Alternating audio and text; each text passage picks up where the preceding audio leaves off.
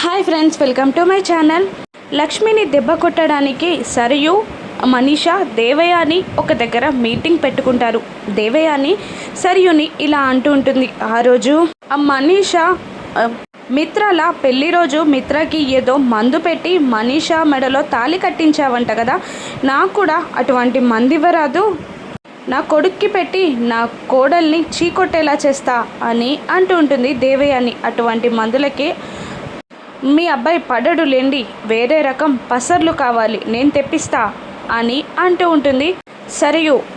దానికి ముందు రేపు మీరు నేను చెప్పిన పని చేయాలి, ఆ తర్వాత మీకు ఆ పసరు మంది అందిస్తా అని సరియు అనగానే ఓకే డీల్ అని ముగ్గురు చేతులు కలుపుతారు. మరోవైపు పిల్లలు ఇంట్లో నుండి బయటికి నడుచుకుంటూ వస్తూ ఉండగా చిలక జోష్యం చెప్పే వ్యక్తి చిలక జోష్యం చెప్తాం అంటూ వస్తూ ఉంటాడు. అప్పుడు రామచిలుకని చూడాలన్న కోరికతో జున్నులకి ఇద్దరు అతన్ని పిలుస్తారు. ఏంటి బాబు, మీ జాతకం చెప్పించాలి అనుకుంటున్నారా, మీ భవిష్యత్తు ఎలా ఉంటుందో తెలుసుకోవాలి అనుకుంటున్నారా అని అంటుండగా, లేదు మాకు చిలుకని చూడాలనుంది, ఒక్కసారి చిలుకని బయటికి తీవా అని అడుగుతూ ఉంటాడు జున్ను. అప్పుడే లక్ష్మి అక్కడికి వచ్చి ఏం చేస్తున్నారు, ఒంటరిగా ఇంటి బయటికి ఎందుకు వచ్చారు అని అరుస్తూ ఉంటుంది. అమ్మ, మాకు ప్యారెట్ని చూడాలనుంది, ఒక్కసారి చూపించమ్మా అని లక్కీ అడుగుతూ ఉంటుంది. ఇక చిలక జోష్యం చెప్పే వ్యక్తి కూడా, లక్ష్మీదేవిలా ఉన్నావు తల్లి, నీ జాతకం నీ భవిష్యత్తు తెలుసుకోవాలి అనుకుంటున్నావా, ఒక్కసారి చిలక జోష్యం చెప్పించుకో అమ్మా అని అనగానే పిల్లలు మళ్ళీ లక్ష్మి చుట్టూ తిరుగుతూ మారం చేస్తూ ఉంటారు. అమ్మ జాతకం చెప్పించుకో అమ్మా అని. అలాగే అంటుంది లక్ష్మి. ఇక వెళ్ళి కూర్చుంటారు. మహాజాతకులైన పిల్లల్ని కన్నావమ్మా అని లక్ష్మిని పొగుడుతూ, నా చిలక బయటికి రావాలి అంటే డబ్బులు పెట్టాలి అనగానే నా దగ్గరున్నాయి అంటూ జున్ను తన పాకెట్ మనీ తీసి అక్కడ పెడతాడు. ఇక అమ్మ నీ పేరేంటి అని అతను అడగ్గా లక్ష్మి అని చెప్తుంది లక్ష్మి. ఇక లక్ష్మమ్మ జాతకం తీయడానికి ఒక కాగితాన్ని తీయమ్మా అని అనగానే చిలక వచ్చి ఒక కార్డ్ తీసి మళ్ళీ లోపలికి వెళ్ళగానే దాన్ని క్లోజ్ చేసి ఆ కార్డ్ని చూస్తారు. అందులో సీతారాముల వారు లవకుశలు వస్తారు. నీకు సీతారాముడు లవకుశ వచ్చారు తల్లి, మీ ఆయన నిజంగా శ్రీరామచంద్రుడు, నువ్వు సీతమ్మ తల్లివి, నీకు ఇద్దరు లవకుశలు ఉన్నారమ్మా అని అంటూ లక్ష్మి జీవితం గురించి ఎక్స్ప్లెయిన్ చేయడం స్టార్ట్ చేస్తూ ఉంటాడు. ఆ సీతమ్మ తల్లి జీవితంలో లాగానే మీ ఇద్దరికి కూడా ఎడబాటు వచ్చింది. పిల్లలు కొన్ని రోజులు తండ్రి లేకుండా పెరిగాడు, మళ్ళీ అందరూ ఒక చేటికి చేరారు. కానీ దూరమైంది ఒకటి దగ్గర కానుంది, ఒకటి దగ్గరుందేదో దూరం అవుతుందేమో అన్న భయంలో ఉన్నారు. ఒక మంచి ఒక చెడు రెండు జరగనున్నాయి అని అతను అనగానే, మీరు చెప్పేది అర్థం కావట్లేదు అని అంటుంటుంది లక్ష్మి.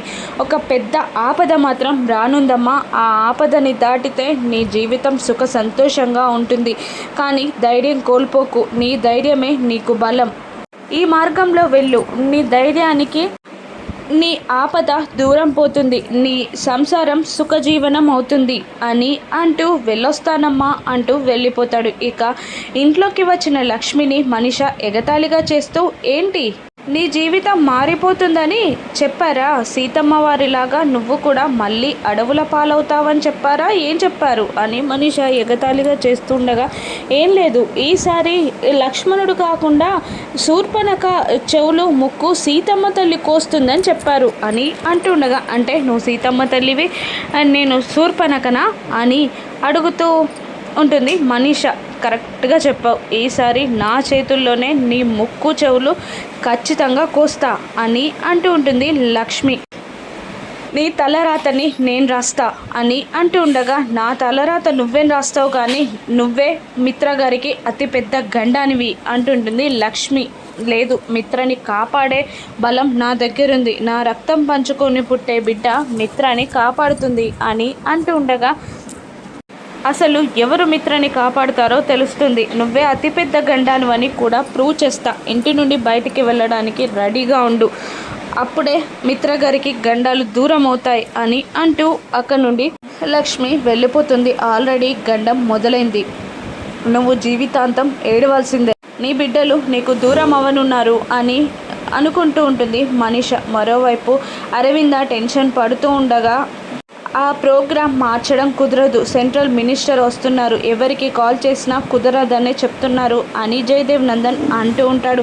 లేదు, నాకు మిత్ర ప్రాణాల కన్నా మిత్ర కన్నా ఈ ప్రాజెక్ట్ ఎక్కువ కాదు అని అంటూ ఉంటుంది అరవింద. ప్రాజెక్ట్ అలా చేజారకూడదు అత్తయ్య, ఆయన ఈ ప్రాజెక్ట్ కోసం చాలా కష్టపడ్డారు అని అంటూ ఉంటుంది లక్ష్మి. వాడు తాపత్రయపడింది నా కోసమే, నాకు ఈ ప్రాజెక్ట్ వద్దు, నాకు మిత్ర ప్రాణాలు కావాలి అని అంటూ ఉండగా మన షేర్స్, కంపెనీ వాల్యూ, రిప్యుటేషన్ అన్నీ పడిపోతాయి, ఈ ప్రోగ్రామ్ అంటే మన ప్రాజెక్ట్ చేజారిపోతుంది అని అంటుంటుంది అరవింద. అయితే ఏమవుతుంది, ప్రాజెక్ట్ పోతుంది అంతే, వాళ్ళు మనపై పగపడతారు అంతేనా అని అరవింద కోపంగా అంటూ ఉండగా, లీడ్లో ఉన్న వాళ్ళకి శత్రుత్వం ఎందుకత్తయ్యా, స్మూత్గా మనం హ్యాండిల్ చేయొచ్చు. ఇప్పుడే మిత్ర గారు ప్రోగ్రామ్కి రారని చెప్తే ప్రాబ్లం అవుతుంది, అలా కాకుండా వస్తారని చెప్పి లాస్ట్ మినిట్లో మీరిద్దరూ ప్రోగ్రామ్కి వెళ్తే సరిపోతుంది కదా.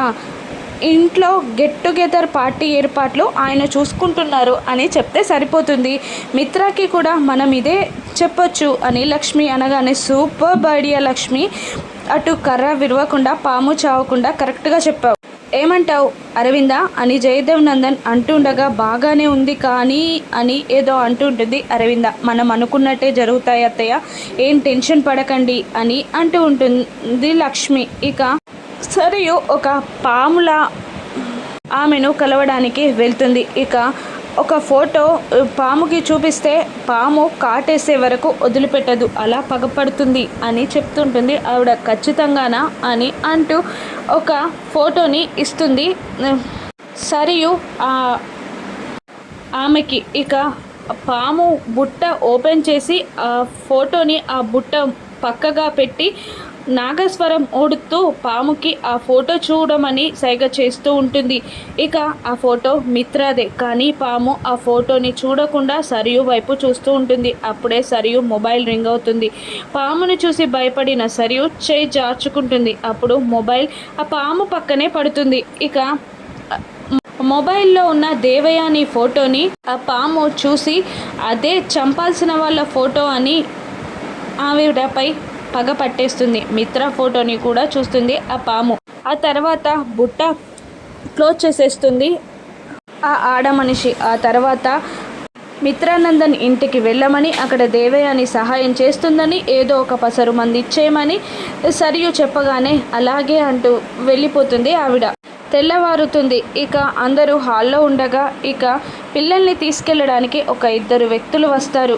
ఇక లక్ష్మి మిత్ర పిల్లలతో కలిసి కిందికి దిగి వస్తూ, ఇప్పుడు పిల్లలు ఈ పోటీకి వెళ్ళడం అవసరమా, మనం ఎవరం లేకుండా పిల్లల్ని పంపించడం నాకు నచ్చట్లేదు అని లక్ష్మి అంటుండగా మిత్ర కూడా అదే మాట అంటూ ఉంటాడు. ఇప్పుడు పిల్లల్ని కిడ్నాప్ చేయడంలో సరియు సక్సెస్ అవుతుందా, దేవయానిపై పగపట్టిన పాము కాటు వేస్తుందా, మిత్రాని కాటు వేస్తుందా, లక్ష్మి పిల్లల్ని మిత్రాని ఎలా కాపాడుతుందో రాను ఎపిసోడ్స్లో చూద్దాం. Thank you for watching.